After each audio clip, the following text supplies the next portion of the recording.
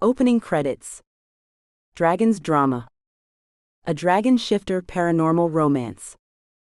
By Summer Cooper. Auto-narrated, using Google technology. Chapter 1. Anna was exhausted, but she would never tell her boss that. He would simply think she wasn't up for the job of detective, and considering he already thought she had gotten it by sleeping with the police chief, she did not want to give him any more fuel for the fire. Of course, he was right, and she was sleeping with the police chief, but not for the reason he thought. See, Anna's boyfriend Dean was, in fact, the chief of police in their town, but when Anna had applied for a promotion to detective, he had excused himself from the hiring process. The town wasn't necessarily small, but it was small enough for a rumor like that to destroy both their reputations, so they had tried to avoid that at all cost. With it being a relatively small town, the detective squad only consisted of 3 detectives, and all evidence was sent to a state lab. Because there were so few of them, it wasn't often that a position opened up, and Anna had always wanted to be a detective. That she had fallen in love with Dean 2 years prior was coincidence, and she hadn't even told him of her Censored. to be a detective.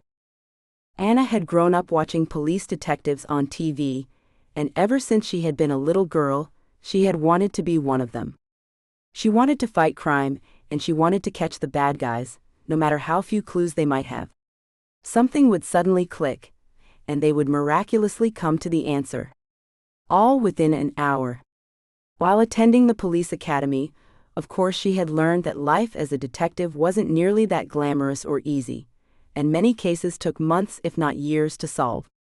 She still wanted to do it, however, as she still wanted to make those responsible for crime pay for their actions. She wanted to make this world a safer place, which is why she had become a police officer to begin with, and every time she had assisted a woman leaving an abusive home, helped a little boy find his mother after getting lost, or cited someone for a DUI, she felt like she was doing exactly that. Being what she was had helped her figure out the truth on numerous occasions, mostly because of her heightened sense of smell, but she had never told anyone. Dean didn't even know, and she knew at some point she'd have to tell him. There was no way around it if they stayed together, and she was surprised he hadn't noticed her occasionally disappearing yet. At least once a month, she needed to go to the woods and shift, just to keep the senses from becoming too overpowering. The thing that had initially amazed her the most was the fact that while she was a curvy woman on an average day, when she shifted, she was a rail-thin werewolf. Apparently, her normal form did not attribute anything to her werewolf form, and she had never quite understood that. She loved her curves, and in a way she wished she was a big werewolf as well, but it wasn't meant to be. The reason she was as exhausted as she was because she had been up for almost 36 hours straight. There had been a double homicide the day before, and Anna had already been at work for 5 hours to finish up paperwork from the previous case they had worked on the week before when the call came in. It was a truly tragic homicide, and she was really struggling with this one. Each death she encountered was hard, but all for different reasons. A loss of life wasn't anything to joke around about, but yesterday it had been a mother and her 4-year-old son. Seeing the little boy's lifeless body had almost been too much for her, and they all had taken a moment to grieve at seeing something so horrific. They suspected the father of the little boy, who hadn't been in the picture in a while, but who had been fighting for custody. He was a known drug addict, and was never going to get custody, and they feared he had gone to the home to see the boy and things had gotten out of control. They had gone in search of the father but had been largely unsuccessful so far, and it was frustrating to Anna. She wanted to wrap this up, so she could go with Dean to his family's home for Thanksgiving. Dean? The tall, handsome man she had fallen in love with. He really was everything she wanted in a man, and when they had first met she had no idea who he was. It had been a cold winter day, and Anna had just finished a long night shift. Being the newbie on this police force had given her the shift nobody wanted, and she had been regretting her decision to move out of the big city and to a smaller town. After 8 years on a big city police force, she had not had any problems getting hired here in Coolville, but it was a huge adjustment and she was still trying to adjust. Having stopped at a diner for coffee and breakfast before going home, she was sitting in a booth in the corner waiting for her food while cradling a large mug of that same coffee, when he had stopped next to her table and asked to join her. "Hard day?" he had asked, sounding completely genuine. She was still in uniform, and assumed he just wanted to make small talk and was being polite to an officer, but when she had looked into his eyes, she had seen understanding there. At the time, the police chief had just resigned, and things at the station had been in a bit of chaos, which had only added to her hard night. Thinking he must know someone else in law enforcement, she didn't think further on his understanding look and had nodded. Incredibly, it was a full moon, and for some reason, people go crazy during the full moon. "I'm going to drink this coffee, eat an incredibly unhealthy breakfast, and then go home and crash. I'm sorry, my name is Anna." "I'm Dean. Nice to meet you. I'm new to this town and decided to stop here for breakfast. It came highly recommended. If you have not eaten yet, would you mind if I joined you?"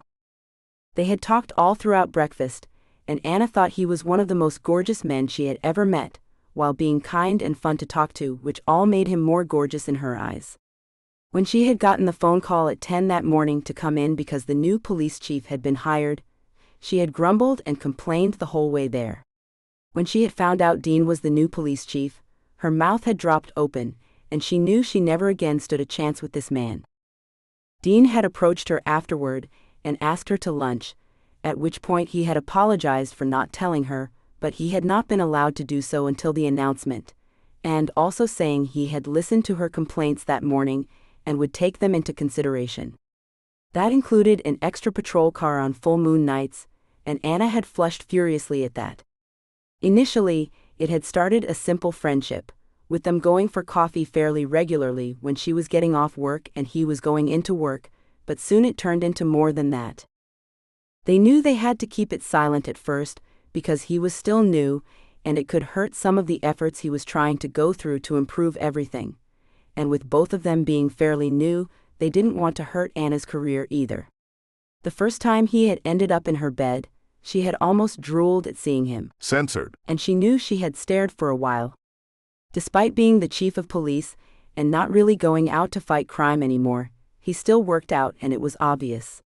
She had felt inadequate and tried to cover up, but he had pinned her hands above her head and told her to never change. He thought she was beautiful, and he did not want to be with someone who only ate rice cakes and salads. Now, years later, they had decided to no longer hide their relationship, but it also meant being introduced to the family, and that was the part that was worrying her. She had to tell Dean what she was. She refused to go through meeting his family without being honest, and she had no idea how he would take it. None of that mattered though if she didn't finish this case, but she also knew that at the moment, she was too tired to focus. Telling her coworkers that she was going to go get something to eat and freshen up so she could start with a fresh mind, and the others agreeing to do the same, she headed home where Dean was already waiting for her. "Hard day?" Remembering their first conversation, she smiled at him and nodded, "Yes, very.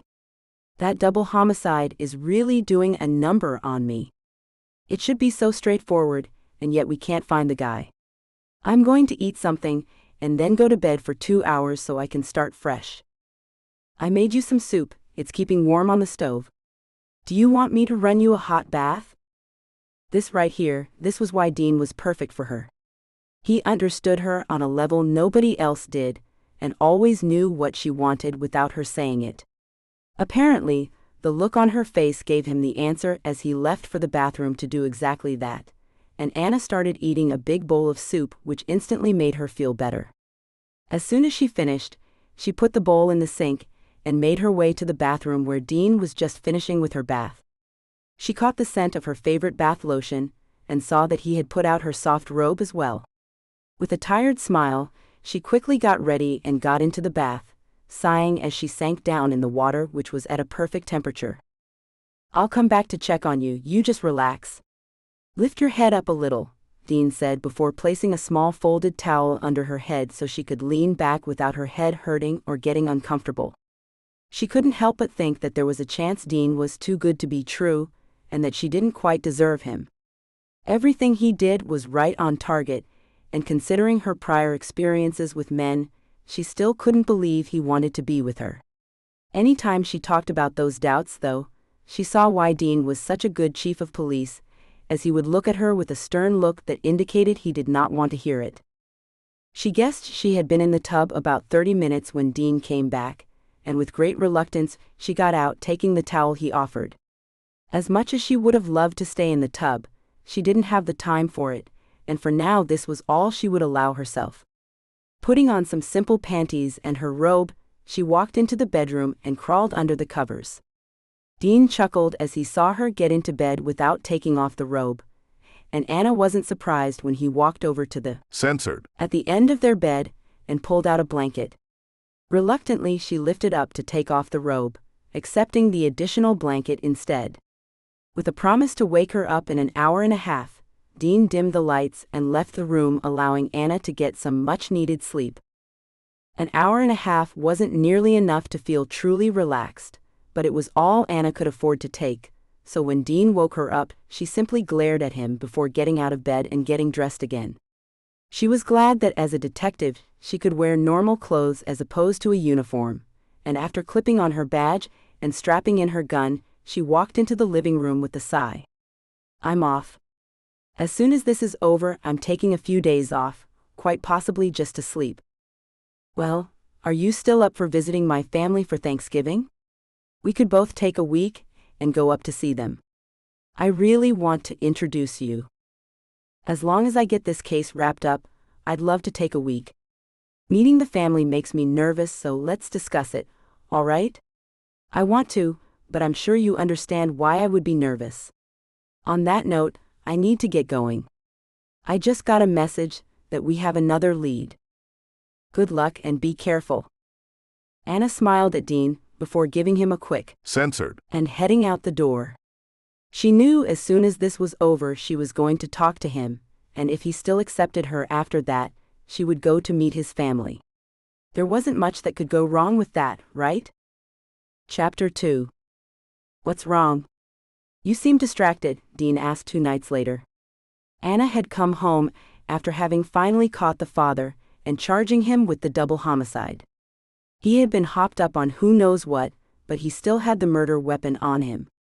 Once he had sobered up, they would question him, but either way, he was going to jail. Nothing is wrong.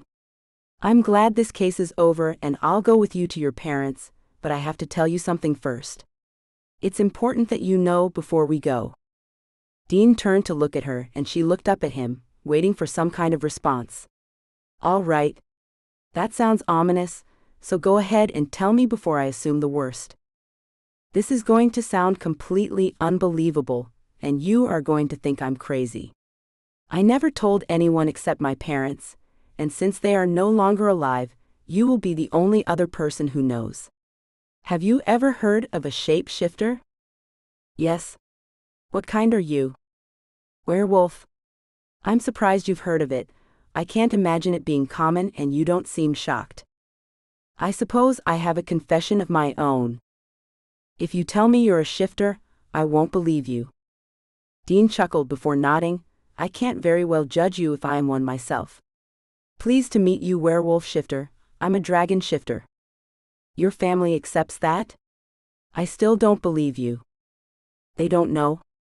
I have wanted to tell them, but never seem to find the right time. I can show you. I'm not a very big dragon and the living room is big enough. Dean slowly shifted into a dragon, limb for limb changing his shape until there was a small dragon in front of Anna. It didn't take him long to shift back, and in turn Anna shifted into a werewolf. Once she was changed back, they both sat back down. I'm not dangerous unless I shift during the full moon, which I never have and never will. I'm sorry I didn't tell you before. As much as I wish you had, and you will pay for not telling me, I can't very well say too much when I didn't tell you either. I understand it can be difficult. I'm going to pay for it? Oh yes. I won't let you find any kind of release until I allow it. Do you have any idea how sexy the knowledge that you are a shifter is? To know that you understand how difficult it can be, how it can mess with your senses and emotions, how you have to make sure to shift occasionally so it doesn't get overwhelming. I've struggled to do that since we moved in together. It can't have been easy on you either. At least I can shift in the bathroom. From now on, we don't have to hide anymore. Come on, let's get to bed. We leave for your parents tomorrow afternoon? Yes. If at any point you want to leave, we will leave, all right? It's about a 5-hour drive, so we will get there just before dinner. I have no doubt they will love you, and they will accept you as my girlfriend.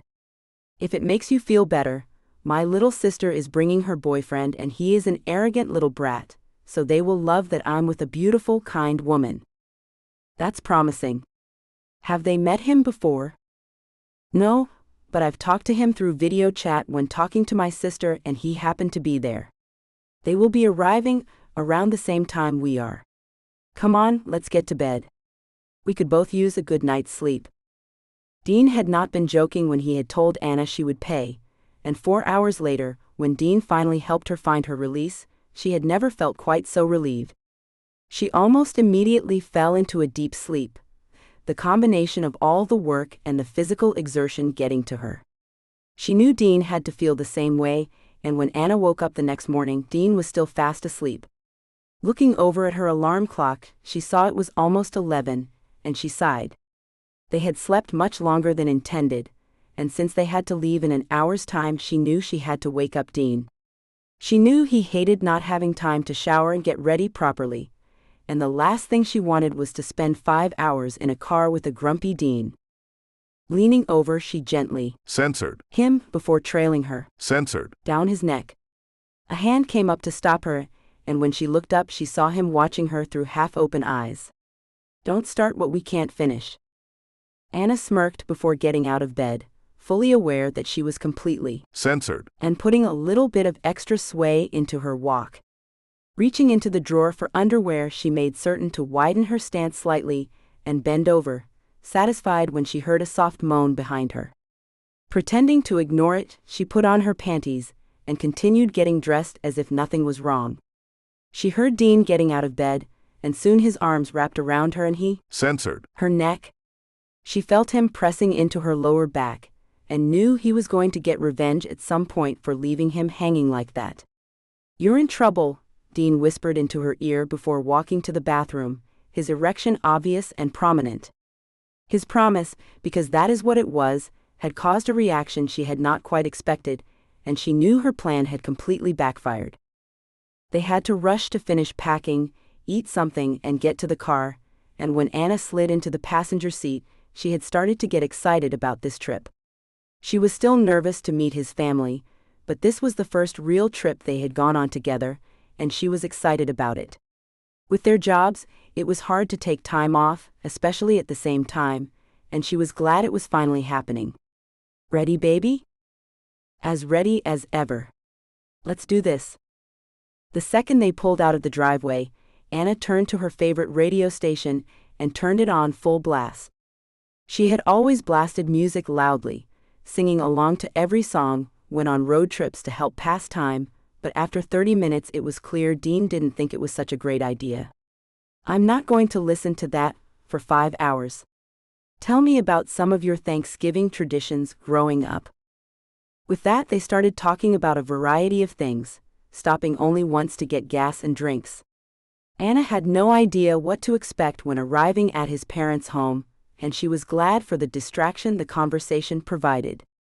When he pulled into a driveway, Anna looked up to see the house was large but not overly so. The 2-story brick house looked inviting, and the wreath on the door was clearly changed out each season or holiday. After getting their luggage out of the trunk, they walked up the driveway and to the front door, which was immediately flung open as a woman rushed out with her arms wide.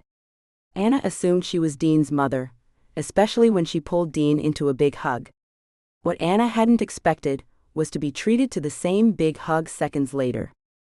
Oh, you kids must be hungry. Come in, come in.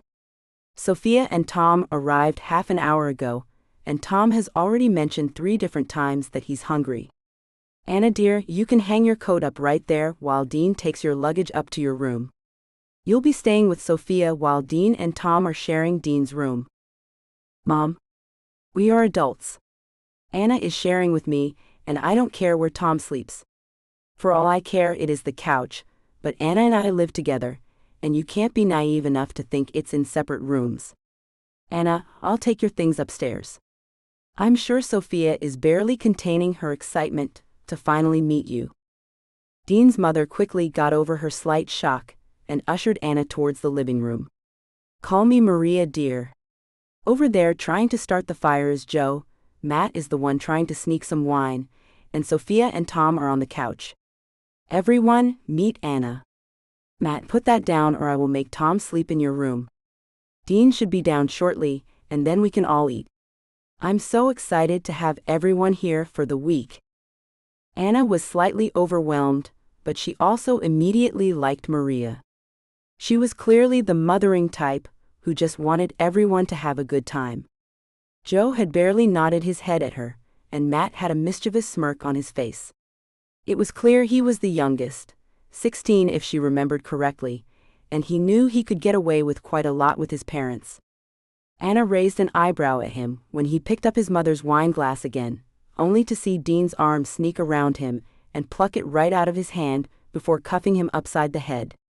Stay away from the alcohol, little brother. You have 2 officers of the law in front of you. Did I hear mention of food? Ah, come on, you're supposed to be the cool big brother. I can be the cool big brother, Tom said, earning him glares from both Matt and Dean while Anna tried to hide her amusement. And I would have you arrested for giving alcohol to a minor. I hear Thanksgiving dinner isn't half bad in jail. Mom, is dinner ready? We were running late and didn't eat much for lunch. Oh, you poor dears. Come sit. Aren't you out of your jurisdiction? Tom asked, sneering back at Dean for dismissing him so easily. Maybe, but you really think the police here will believe you over a chief of police and a detective? You're chief of police? Tom asked, now looking wary. Yes. And Anna is a detective. So Tom, what are you studying? What are your plans in life, and what makes you good enough to date my sister? Sophia choked on her drink, and Anna saw Matt share an amused look with Joe. Dean? Sophia exclaimed, outraged he would ask that. Young lady, you are my sister. I want to know about this guy you brought home. Now Tom shouldn't have any trouble answering that, if he's not hiding anything. I'm studying pre-law. Pre-law? Yet you don't know about alcohol and minors. I'd say study harder. What do you want to do with that? Become a lawyer. I see. Respectable, but I stand by that you have to study harder. You do realize that getting arrested now will make it so you won't be able to find a job later? Dean, Maria said with a sigh, shaking her head at him. Leave the poor boy alone. We're not questioning Anna now, are we? That's a brilliant idea, Mom, Matt said as he looked Anna up and down. Why did you choose my brother? Because he made an effort to get up early to meet me for breakfast. He knows when I want coffee and when I want tea. He asked me how my day was, and when I got swamped at work he would bring me lunch. He is an overall good guy who wouldn't harm anyone unless it's a criminal about to hurt someone else, and I feel safe when I'm around him. He loves me for who I am and never takes me for granted, while helping me be the best person I can be. Well, if that isn't a declaration of love, Joe said, and Anna looked at him as those were his first words since she had arrived. After everything I've heard about you, I wholeheartedly approve. You are just as good for my son as he appears to be for you. What about Tom? Sophia asked, clearly feeling left out. The jury is still out on him. So darling, did you get your midterm grades yet? Yes, Daddy, they are on your desk. All A's again. You know, I'm taking this psychology class and we're learning about different roles in families. I'm really the stereotypical middle child. Dean is the wonderful oldest son, while Matt gets away with much more than any of us. I just get ignored and am left to my own devices. Oh, that's not true, Dean replied, rolling his eyes at her melodramatics. You do not get ignored. In fact, you get more attention than Matt because you are the only girl. What do your psychology books say about that? We haven't gotten to that yet. Maybe you should read ahead. It will likely tell you that a girl who grows up with all brothers is often the most cherished sibling and the most protected. That reminds me. Tom, you hurt my sister and I will hurt you. Before Tom could reply, Maria glared at him before glaring at Dean. Behave, all of you. Anna immediately knew how the cheerful Maria had kept them all in line, and she also immediately realized where Dean had learned his glare. It had her snickering, even though she tried to contain her amusement, and everyone looked at her in confusion. Dean even raised an eyebrow in a clear way of telling her he wanted an explanation, and she shook her head. I just realized where you get your stern glare from. Maria, that glare might very well be the reason he got that job. It's not that bad, Dean said, almost sounding affronted but not quite. Babe, you can silence a room with it. HMPF. You're pouting just like Sophia now, Anna said softly, but loud enough for the others to hear. Joe laughed at her comment. I like her. You did well choosing her son. Now Anna, do you play football? I haven't in years. We'd sometimes play with the kids in the neighborhood growing up, but that's it. Well, we must have a game on Thanksgiving. We finally have enough people for 3-on-3. Maria, you will let this girl play. She might be a woman, but there's no need to spend all day in the kitchen. I'm afraid I'm terrible in the kitchen. I lived on takeout before Dean and I moved in together. I'll be fine by myself, dear, don't you worry. You are a guest, and I will not make you do anything. You just enjoy your time. I don't mind helping, but dishes might be more my thing. I'd rather not burn down your kitchen during my first visit. She's serious, Dean said, completely straight-faced. She actually set fire to my microwave the first week we lived together. Stop it. Anna laughed as she smacked Dean's arm. I did not do that. All right, there might not have been a fire. But there was a lot of smoke, and I had to buy a new microwave. You bought a new microwave? Anna asked, now looking surprised. You didn't notice the new one was stainless steel instead of white? I did not. Then again, you won't let me near the kitchen if it involves any food preparation. With good reason. Does she at least clean? Tom asked, looking at Anna with mildly disguised disdain. Sophia has cooked for me several times and it's delicious. Well, yes, she was taught by my mother who is amazing. And we have a cleaning lady to do the cleaning for us. We are both far too busy to worry about those things. Conversation turned to other things, mostly about Matt's school year so far, and nobody noticed Tom looking at Anna with a calculating look. What nobody around the table knew was that Tom was a shifter as well, and just like Anna, he was a werewolf shifter. He had never been able to truly come to terms with the fact that he was a shifter, and when he had gotten to college and had been approached by another shifter to join a group, he had done so. He had found out quickly they felt themselves superior to others simply because of their abilities, and he had always wanted to feel important. The downside to this group was that they believed new members had to prove themselves worthy of being a member. If they did, they were promised lifetime friendships and bonds stronger than anything else. Having always been isolated and fairly lonely, this was huge for Tom, and he had agreed to their initiation. Now, at the end of the initiation process, during which he had committed some minor crimes and trouble, he had been told what he had to do to become a full-fledged member. He had to murder someone. Not just any someone, a family member someone. This was somewhat lenient, as it didn't have to be a blood family member. Understanding some people in the group might be limited in those options, but someone who would be considered family. Another thing he had learned through this group was that men were superior to women. Sophia was wonderful, and she often did his laundry and cooked him meals. Hearing how Anna didn't do anything at home, and instead had a dangerous job meant to be done by men infuriated him. Women like that would destroy society as it should be, and it was then that he decided to make Anna his target. Now he just had to come up with a way to kill someone.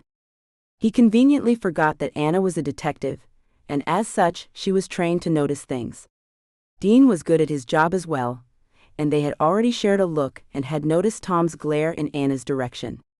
When they almost heard him growl when Anna flirted back with Matt, not seeing the harm in it, they all knew there was going to be a problem. Once safely inside Dean's bedroom later that evening, they both fell on the bed laughing. "Dean, your family is amazing. Tom included. Everyone has to have that crazy family member everyone rolls their eyes at." "Agreed," Dean chuckled. Thanksgiving had definitely been far more entertaining so far than he had remembered from prior years. "I do think he's up to something, but really, he's a freshman in college. What does he expect to do? Sophia can do so much better." "Agreed, but if we tell her that, she'll only get closer to him. Maybe this vacation will open her eyes. Come on, let's get ready for bed. I have no doubt Mom will make a large breakfast in the morning, which we'll be expected to attend. Maybe I should take some cooking lessons while I'm here." "Don't, if you're doing it because you think it will make me happy. I actually like cooking, so I don't mind. You know, I don't remember my bed being quite this small." "You've probably never shared it with a woman who takes up more than half." Dean swatted her lightly on her thigh as she was laying on her side in admonishment. "Stop it. I merely meant that I don't think this is the bed I had growing up. I'm fairly certain mine was queen-sized and this is full-sized. No matter, I can just snuggle close." With those words, Dean spooned up behind Anna, and it didn't take long for sleep to take over. Chapter 3. When Dean woke up the following morning, he instantly knew something was missing. Rolling over, he also instantly knew what that something was. He was alone in bed, and realized Anna must have gotten up already without waking him. Rubbing the sleep out of his eyes, he made his way to the bathroom before going down the stairs. He heard laughter coming from the kitchen and walked in that direction, only to stop in the doorway. There, in the middle of what looked like an exploded bag of flour, was Anna. Covered from head to toe, trying to control her laughter, as his mother was leaning against the kitchen counter in an attempt to catch her breath without falling over. On the stove was a griddle with a large black spot in the middle, and it was then that his eyes fell on the fire extinguisher, which was no longer on its hook on the wall. "Mom? Anna? I think I need to stop trying," Anna giggled. She set fire to the griddle. "Dear, we're fine." In her haste to put it out, she dropped the bag of flour. "Now why don't you get the dirt devil, and we'll get this all cleaned up. Your father should be awake soon, and he can go down to the diner and get us all breakfast to bring back." Dean rolled his eyes, clearly amused as his mother didn't seem really upset and was obviously enjoying this, before leaving to tell his dad to go get breakfast before getting the dirt devil and walking back. "No more cooking, young lady," he told Anna sternly, tapping her on the nose before giving her Censored. "We'll buy you a new griddle, Mom." "Oh, don't worry about that. I saw one on sale for Black Friday and intended to buy a new one anyway. You'll go shopping with me, will you, Anna?" Now Dean actually groaned and he shook his head. "You can go if you leave your wallet at home and only take a certain amount of cash. Last year I agreed to you going, and you spend way more than you should have on things you didn't need and still haven't touched." Anna gave him a guilty grin, remembering the stern money management lecture she had gotten, especially since she had used his credit card, before nodding. "I'll agree to that. I'll go with you, Maria. I love Black Friday shopping. And really, I will buy the griddle for you since I burned this one. I never knew pancakes burned that well. Please stay out of the kitchen." "I will give you the money for the griddle," Dean said after they had finally cleaned the whole kitchen. Joe had just returned with breakfast and was setting it out on the table. Tom was complaining about not having pancakes, so Anna gave him a sweet smile as she placed a pot of coffee on the table. "It's really your fault, Tom.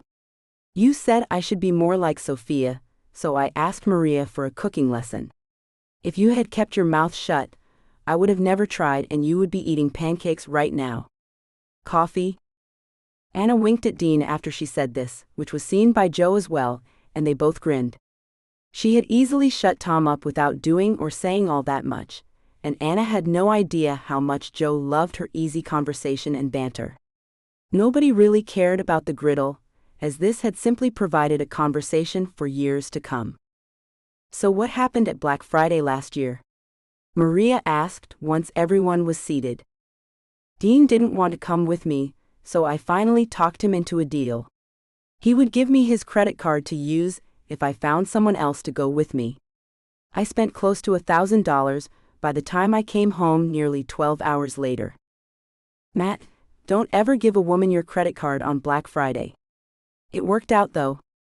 Anna got a nice impromptu lesson on money management, and I didn't have to spend all night in the cold waiting for half-off blankets or some such nonsense. "I think the guys should join us this year," Maria said cheerfully, ignoring the 4 matching glares she got at that pronouncement. "We don't see each other enough as it is, and it's a wonderful way to spend time together. What if I gave each of you women $100 so you can buy everything during normal sales, and instead we spend time together right here in front of the fire with hot chocolate?" Dean suggested, knowing his suggestion would be turned down, but willing to try anyway. "No, I think we've decided, haven't we, girls?" Maria said, still just as cheerfully while looking at Anna and Sophia. Anna ignored the warning glare Dean sent her and nodded. "I agree. Now while I can't cook Thanksgiving dinner, do you need any help at the store or anything like that?" "No, I have everything we need for the whole week. Why doesn't Dean take you for a walk, show you the neighborhood and his old school and things like that?" Looking forward to the prospect of some time to themselves, they easily agree, and soon they are walking hand in hand down the street. "I will get revenge, just so you know. It will be equally cruel as Black Friday." "So did you get odd vibes from Tom?" "I did. He's staring at me again, and now it's a calculating look. He's watching my every move, even though he tries to hide it. Hey, I don't really care where you went to school, it's a school. Want to follow Tom and Sophia instead? I heard her mention they were going out as well." "Good idea," Dean said with a smirk, suddenly pulling her into someone's yard. "This is a shortcut back home. I've used it many times when late for curfew. I'm pretty sure if people agree to you running through their yard as a teenager, they don't care, but we are fully grown adults. It'll be fine." "Ah crap, the Bollingers put in a privacy fence," Dean said as they came to a white fence that apparently wasn't there before. "That's because we thought there were no more teenagers who needed the shortcut," a male voice said from behind them. "Hi Dean, sneaking around again. With a beautiful lady this time?" "Just showing her where I grew up, including this shortcut. I suppose we'll have to go the long way instead. I'm sorry for just traipsing through like that." "It's not a problem, you're a good boy, always have been.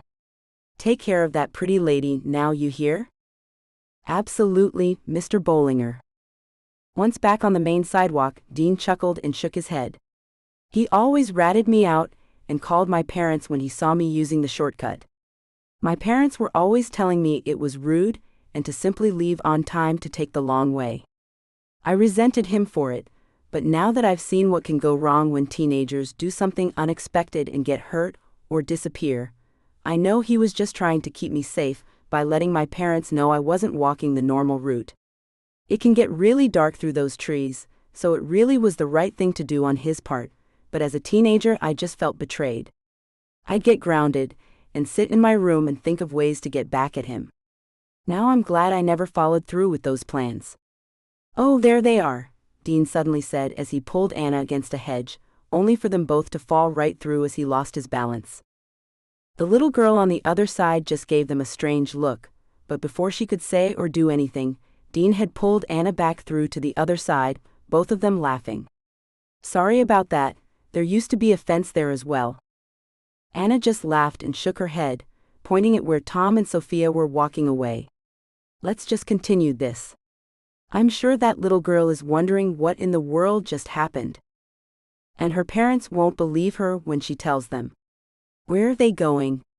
There is nothing in that direction? I have no idea, but I'm sure they have a reason. Where did Tom sleep? An air mattress on Matt's floor, Dean grinned. It's an old one too. I don't think it stays inflated all night. My dad has a sick sense of humor. He really likes you. I love your family, and I've already decided I want to come back more often. I've only been here half a day, and I'm already so much more relaxed. Even to come up for a weekend would be great at times. I'm glad you like them. You do know they assume we are getting married, right? I know, but we are doing things at our own speed. And if we do decide on that, I have no doubt your mother will be all over the planning, which is fine by me, as long as it's in our town, not here. Look, they've stopped.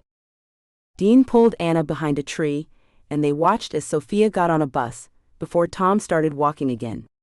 He seemed to know where he was going, which was odd to Anna, as Tom had not been in this town before either.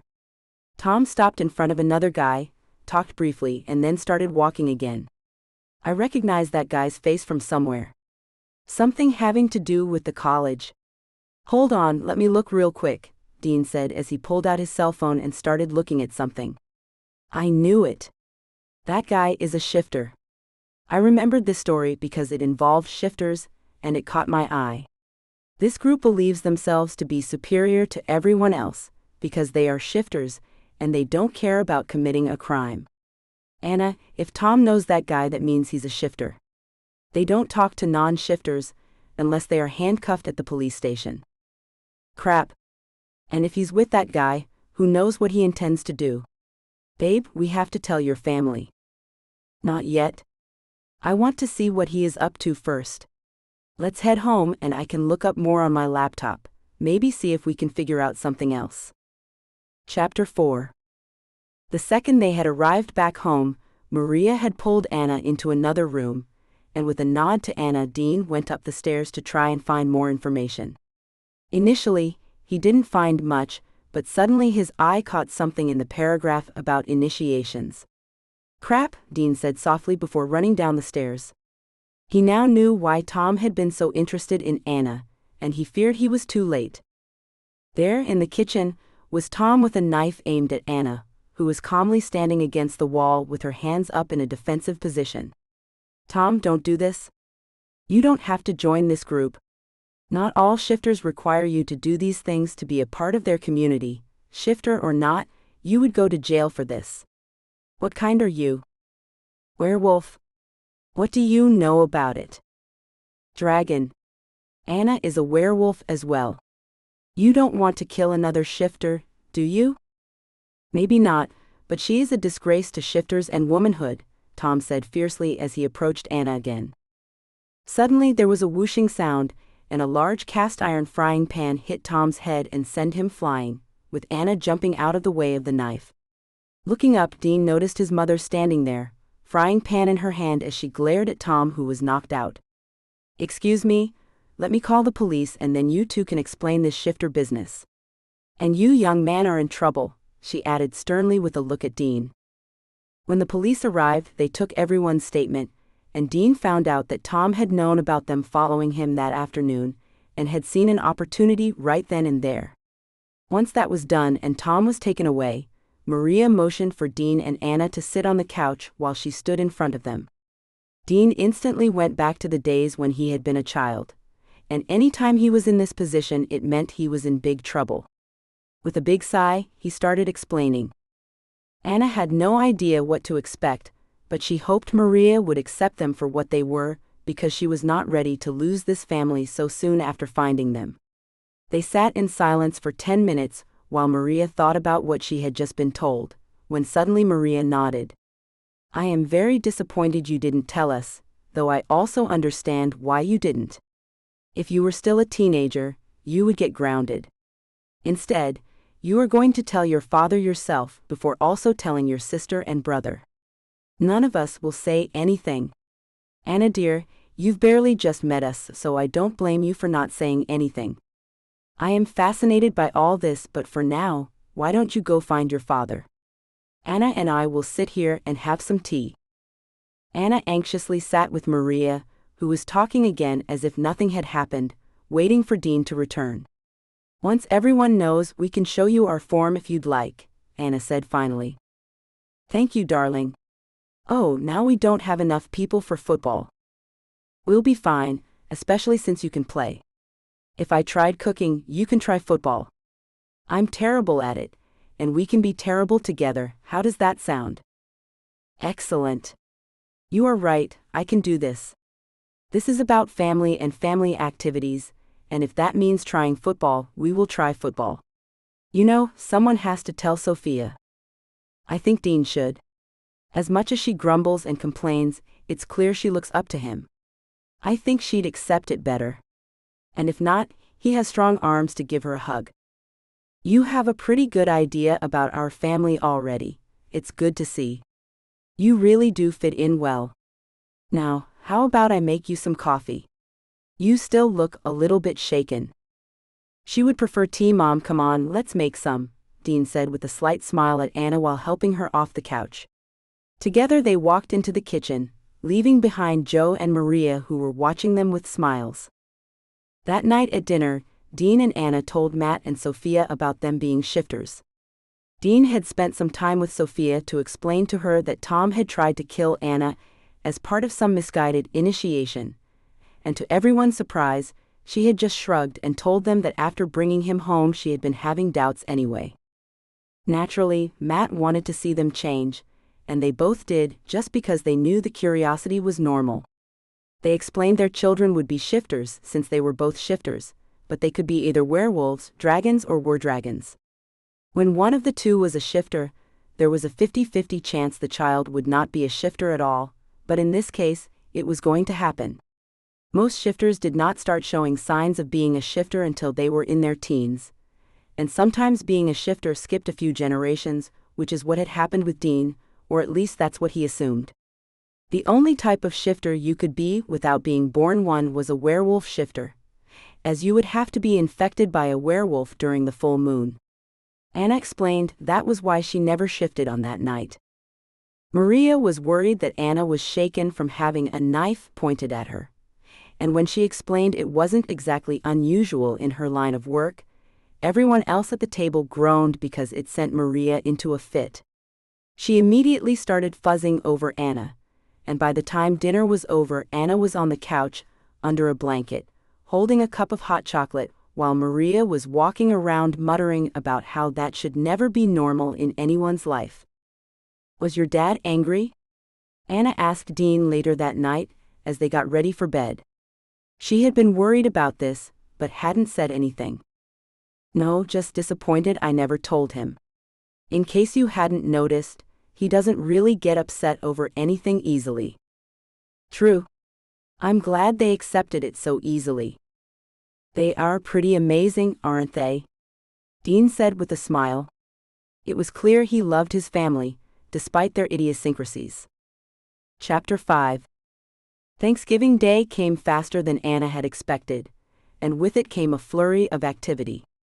Maria was in the kitchen all morning, making enough food to feed a small army, while Dean, Matt, and Joe were in the living room watching football.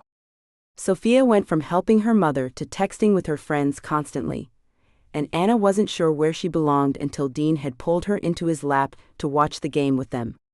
There was no way he'd risk her choosing to help with dinner, and this most likely seemed like the safer option. By the time they moved to the table to eat, Anna's mouth dropped open. She had never seen so much food on one table, especially not for only 6 people, and instantly knew they'd be eating leftovers the rest of the week there. From turkey and potatoes, 2 kinds of green beans, ham, sweet potato casserole, corn, rolls, and stuffing, to several dishes she did not recognize and had no idea what they were.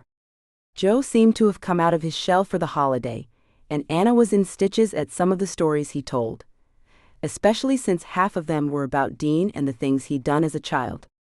Dean was good-natured about it, but he flushed red on several occasions at the more embarrassing stories. The moment it was time to play football, with all the dishes ignored in the sink, and everyone in comfortable clothes and sneakers, they all headed outside to do exactly that. Initially, Matt suggested guys versus girls, but Anna shook her head stating that wasn't fair, before picking the team with Dean and Maria. Sophia immediately went into some nonsense about not being picked because she was a middle child, while Maria was excited to play for once. Matt had given Anna several suggestive looks, as she was now wearing leggings and a sweater, and with a glance at Dean, they both agreed to take him down first. Anna might not play football much, but in her line of her work she had to stay in good shape, and she was fairly strong. So when she had the opportunity, she barreled right into Matt and had him flat on his back, looking down at him in triumph. "That's not fair." "What? Weren't you supposed to block so your dad could throw to Sophia?" Matt was not liking the fact that he had just been taken down by a woman, and so the war was on. Anytime he came close to getting Anna down, Dean would step in, and Matt didn't stand a chance against his older brother. Maria was having the time of her life, and Sophia was constantly checking her phone until Dean had enough. "You were picked last because you have your nose in this phone constantly, not because you're the middle child. Participate. Don't forget the world around you." "I'll keep this until tonight, now let's play," Dean said easily as he took her phone and put it in his pocket. They watched Sophia start to fume in anger, before suddenly she launched herself at her big brother. Matt saw this as his cue, and soon all three siblings were rolling on the ground, wrestling, while Anna, Maria, and Joe stood by and watched. "You know, I'm glad to see them acting like siblings again. It's been years since they've wrestled like that," Joe said with a grin. "Thank you, Anna." Dean had gotten all serious and stern over the past couple years, but now he's back to the carefree man we know him to be. Do they realize they are adults, with the exception of Matt, who is close to being one? Oh, they are well aware, and when they stop they'll be embarrassed and pretend this never happened. "Want to go inside for pie?" Maria asked, smiling at Anna, who was watching the three siblings with quiet amazement. "Absolutely. I don't know what else you made, but that apple pie looked amazing. Dean had told me your favorite was apple, so I made sure to make it. Kids, let's go inside for pie." Apparently, the three on the ground realized what they had been doing, and with flushed faces, they untangled themselves and got up, with Anna grinning at Dean, who looked a little embarrassed. That was interesting. The big old police chief rolling around on the ground like some teenager. Hey, I did not look like a teenager. Besides, I won. I still have the phone, and whatever Matt was trying didn't succeed either. Anna put her arm around Dean's waist and chuckled as they walked back to the house together. They would be leaving for Black Friday shopping in a few hours, and she was glad he was this relaxed and carefree, considering he was going to need every bit of his patience that night. That turned out to be truer than she could have ever imagined, and after several hours, she was ready to pull her hair out. Not only had he yelled at several people who had tried to cut in line, he had grown very protective of anyone shoving into her, and basically formed a barrier around her, which made it hard for her to get to anything. He was literally shielding her with his body. If that wasn't enough, he didn't think standing in line for an hour to check out was worth it, and when he found out the Starbucks line was just as long, he grew increasingly frustrated. After 3 stores, she told him to go home and get some sleep, but by then he had gotten his coffee, and he refused to let her go into this madhouse on her own. In fact, he instantly decided he was never going to let her go alone again. The advantage to having Dean with her is that he decided if they were going through this to get something cheap, they would get all their Christmas shopping done, so when they finally arrived home around lunchtime, their car was filled with bags. Anna wasn't sure she'd bought that much the year before, but she knew better than to comment on it. Knowing it was likely her last Black Friday ever, she was going to enjoy every bit of it. Maria had gone home earlier that morning, and was already waiting for them with food, which they both ate quickly. Exhausted, Anna was ready for bed, and she knew Dean had to be getting close as well. When Dean got up, she was about to get up as well, but he motioned for her to remain seated. Maria, Joe, Sophia, and Matt were all watching them, and when Dean dropped to one knee in front of her, both Maria and Sophia gasped. "Anna, you are the most beautiful woman I have ever met, both inside and out. You make me laugh, and you understand me in ways nobody else does. You love my family and they love you. Would you do me the honor of becoming my wife?" Anna looked down into Dean's eyes and then at the ring, which was huge. She knew she wouldn't be able to always wear it at work, but it was absolutely beautiful, and with tears in her eyes she nodded. The second Dean had put the ring on her finger, she flung herself at him, only his anticipation of this keeping him upright. She wasn't sure she had ever felt happier, and gladly accepted hugs from the rest of them as well once she had let go of Dean. Maria and Sophia were immediately planning the wedding while gushing over the ring, and Joe and Matt clapped Dean on the back saying he had done well. Knowing she should see that as the compliment it was, Anna had a big grin plastered on her face the whole time. Knowing that Anna was still exhausted and wanting some privacy, they all went to bed to get some much-needed rest and agreed to meet back for dinner, which Maria was already planning. Clearly, she was going to go all out because of the engagement, and everyone knew better than to stop her. Up in Dean's room, Anna was in his arms under the covers, realizing that she would always be falling asleep in those arms. Was this week a test? No, I knew they'd love you. I just thought the timing was good. I've had the ring for weeks. Come on, let's get some sleep. We are both exhausted, and just so you know, you are never going into that madhouse again. I don't understand people, I really don't.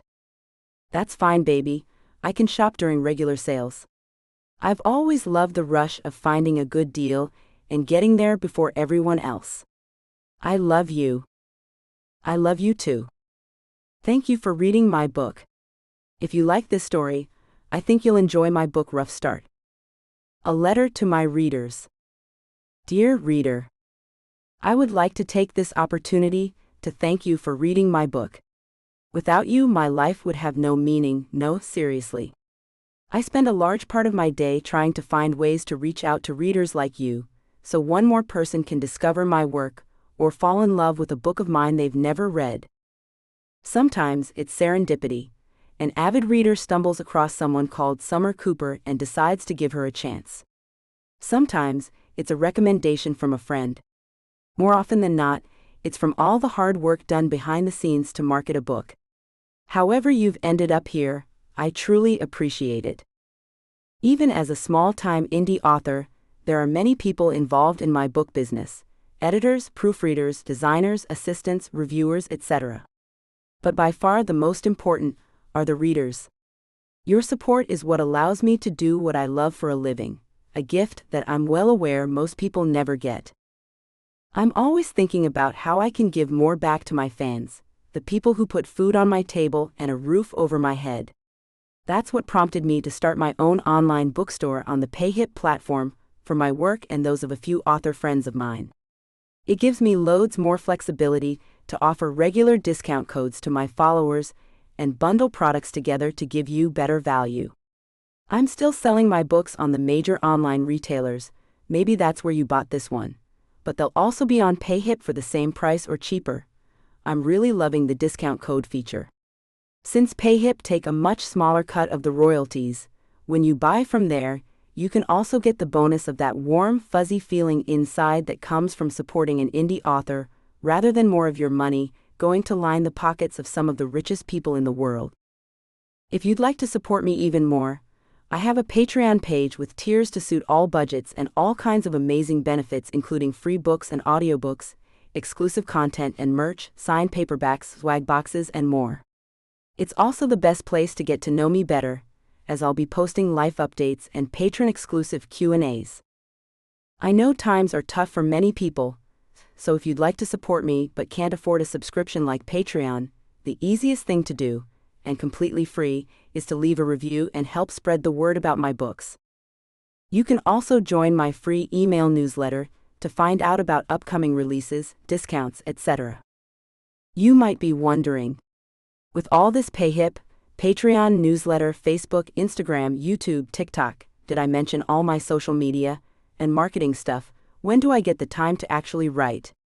Well, I often ask myself the same question.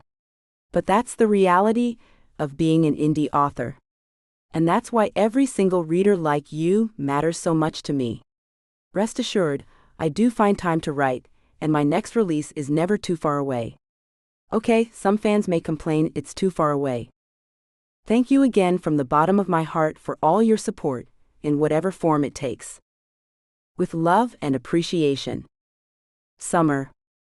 Read more sexy and romantic books by USA Today bestselling author Summer Cooper. Dark Desires. A billionaire dark romance series. Dark Desire.